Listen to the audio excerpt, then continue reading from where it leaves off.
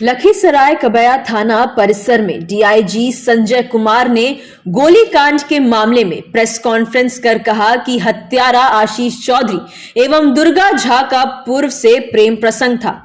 आशीष चौधरी एवं दुर्गा झा की शादी करीब 4-5 वर्ष पहले हुई थी। विगत कुछ माह से दुर्गा झा इससे अलग हो गई थी।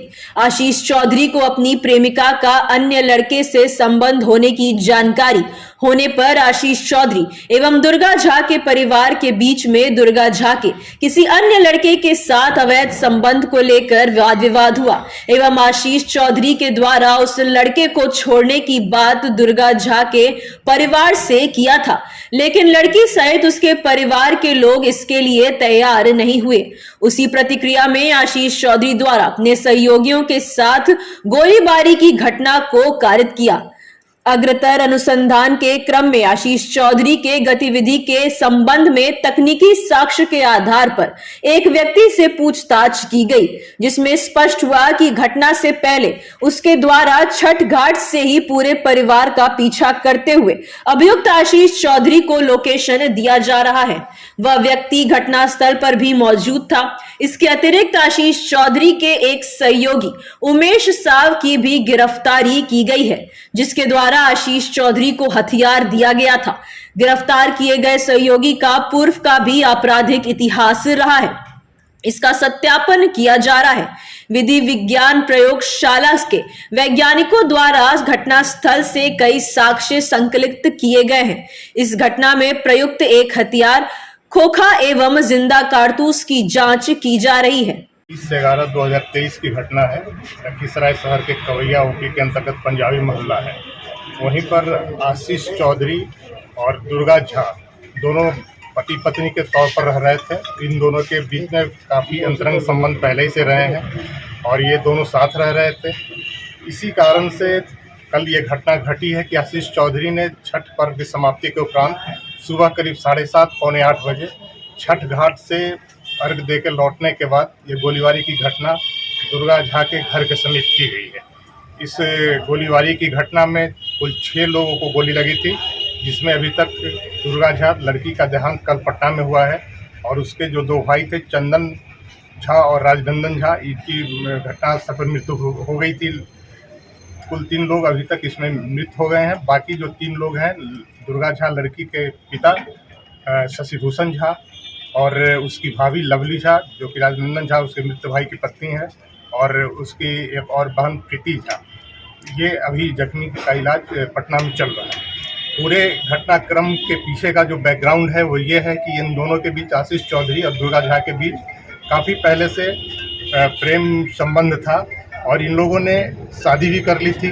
कहीं न कहीं उनके परिवार की दोनों की रजामंदी भी थी। जो फोटोग्राफ्स आप देख रहे हैं इसमें लड़के के परिवार वाले भी हैं और लड़की के परिवार वाले भी हैं, लेकिन किसी कारण से फिर अनबन हुआ इन दोनों में, जिसके फलस्वरूप ये घटना घटी है। और उनके घर से, घटनास्थल के पास से एक नोटबुक प्राप्त हुआ है। नोटबुक में करीब 15 पृष्ठों में आशीष चौधरी ने काफ़ी डिटेल से अपने और दुर्गा झा के बीच हुए पूरे संबंध का चर्चा किया है और उसमें ये स्पष्ट रूप से लिखा है कि काफ़ी मानसिक प्रताड़ित होने के बाद ही उसने ऐसा कदम उठाया है। दुर्गा झा के लिए उसने उसको कोचिंग में रख के पटना में पढ़ाया, नाला रोड में, उसका भी जिक्र उस डायरी में आप लोग देखेंगे। और हॉस्टल, गर्ल्स हॉस्टल में रख के कोचिंग करवाया बैंकिंग के लिए। अपना हिस्से की ज़मीन उसने बेच दी अपने भाई के नाम से। उस पैसे से उस दुर्गा झा को पटना में रख के पढ़ाया और सारा पैसा ख़त्म कर दिया। और इसके बाद वो लड़की को कैसे दुराव उससे हुआ, इसकी जिक्र भी उस डायरी में है। और उसके परिवार वाले ने फिर बाद में उसको तनिष्क का एक शोरूम है हथुआ मार्केट में पटना में, वहाँ सेल्समैन के रूप में उस लड़की को रखा। और इस डायरी में जो अंकित है कि लड़की वहाँ जब काम कर रही थी दुर्गा झा, तो वहाँ फिर किसी और लड़के से उसका अंतरंग संबंध हो गया है। और इसकी जानकारी जब आशीष चौधरी को हो गई है तो इसके बाद इसने इतना बड़ा कदम उठाया है। और इसमें जो उसने अपना 15 पृष्ठों में जो बयान दर्ज किया है अपना, उसमें इसने उल्लेख किया है कि काफ़ी सोच विचार करने के बाद, काफ़ी मानसिक रूप से प्रताड़ित होने के बाद ये घटना उसने किया है। और ये घटना तो जघन्य है, लेकिन पुलिस इसमें काफ़ी त्वरित कार्रवाई करते हुए इसमें जिसने लाइनर की भूमिका निभाई है जिस लड़के ने, उसका नाम है राजन पासवान उर्फ समीर राज। इसकी गिरफ्तारी हो गई है। पूरे सीडीआर के लोकेशन से, वैज्ञानिक अनुसंधान से यह साबित हो गया है कि पूरा घटना का लाइव लोकेशन आशीष चौधरी को ये समीर पासवान दे रहा था। सीडीआर से ये बात प्रमाणित है कि हर 15 मिनट पर 20 मिनट पर 4 कॉल हैं, 7 बजे से लेकर 7:30 के करीब 7:45 के करीब तक कॉल से वो बताते गया है। और घटनास्थल पर इसी के लाइव लोकेशन देने पर वहाँ पर पहुँच के आशीष चौधरी ने गोलीबारी की घटना की गई है। तो इसमें लाइनअप की भूमिका निभाने वाले समीर राज उर्फ राजन की गिरफ्तारी हो चुकी है। और एक और व्यक्ति की गिरफ्तारी हुई है, उमेश साहू की, जिसके बारे में अनुसंधान में और साक्ष्य आए हैं और उस पर साक्ष्य संकलन किया जा रहा है साक्ष्य को संपुष्ट करने के लिए। इसके अतिरिक्त अन्य लोग पर भी अभी पुलिस की नज़र है। जो अनुसंधान में जो तथ्य आए हैं उसके लिए हम लोग प्रयासरत हैं। किसी भी कीमत पर हम लोग आशीष चौधरी को छोड़ने वाली नहीं है। ये घटना उसने किया है, मानसिक रूप से भले ही प्रताड़ित हुआ हो, लेकिन घटना जघन्य है और अपराध के दृष्टिकोण से ऐसी घटना को पुलिस कभी बर्दाश्त नहीं करेगी। और इस पर हम लोग काफ़ी कार्रवाई कर रहे हैं। रात में भी रेड हुआ है। आज भी आशीष चौधरी के जो संभावित ठिकाने हैं पुलिस के नज़र में, उस पर पुलिस की टीम जा चुकी है और दूसरी कुछ टीम भी रवाना हो रही है उसकी गिरफ्तारी के लिए।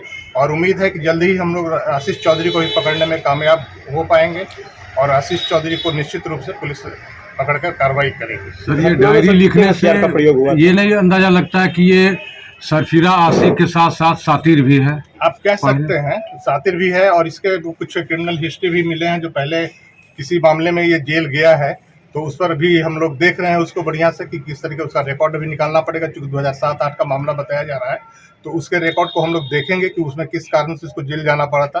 तो जैसा कि लोग बता रहे हैं कोई मर्डर की घटना घटी थी लखीसराय में, उसमें ये जेल गया था और उमेश साहब और ये आशीष चौधरी, तो उसको हम लोग अपना रिकॉर्ड से खंगाल रहे हैं। कोर्ट से भी उसको वेरीफाई कर रहे हैं। और यहाँ के लखीसराय के पब्लिक से हम यही अपील करना चाहेंगे कि किसी बहकावे में ना आए। सोशल मीडिया पर कई तरीके के पोस्ट कास्ट को लेकर किया जा रहा है। ये कास्ट से संबंधित घटना नहीं है। ये विशुद्ध प्रेम प्रसंग के कारण जो आंतरिक विरोध हुआ है उसके कारण ये घटना घटी हुई है। इसमें 2 जाति के लोग इन्वॉल्व जरूर हैं लेकिन कास्ट राइट के रूप में इसको नहीं है। इसलिए लखीसराय की जनता से मेरा यही अपील है कि धैर्य बनाए रखें, शांति बनाए रखें और इसमें जो सही कल्प्रिट है वो जल्द पकड़ा जाएगा। हथियार कहाँ से बरामद हुआ? हथियार वहीं घटनास्थल के पास से बरामद हुआ है। हथियार का फोटो आप लोग यहाँ, उसमें एक देसी पिस्तौल है। ये है हथियार, आप देख लीजिए यहाँ पे। ये हथियार है। इसमें जो 10 खोखा फायर किया हुआ प्राप्त हुआ है और 4 जिंदा कारतूस बरामद हुआ है। ये हथियार है। सर, हथियार कौन उपलब्ध कराया, ये कुछ पता चला? हथियार हुआ है घटनास्थल के पास से हुआ है और किसी पब्लिक ने ही कोई बताया था जिस पर पुलिस ने वहाँ से रिकवर किया है। एक सवाल सर और सर, मैंने पीड़ित का आरोप है परिजन का कि 2 साल पहले आवेदन दिया था इस मामले को लेकर कवैया थाने में, लेकिन इस पर कोई पहल नहीं की है। 2 साल पहले के आवेदन की उसकी तहकीकात हम लोग करेंगे कि किस संदर्भ में क्या आवेदन दिया है। लेकिन पीड़ित के परिवार ने का फोटोग्राफ तो आपको साक्ष्य सामने है। आप देख लीजिए कि लड़की का माँ फोटोग्राफ में है, शादी की तस्वीर है साथ में है। तो ये सब लोग तो रजामंदी करके शादी की और बाद में लड़की को दुराव करके अलग किया इससे।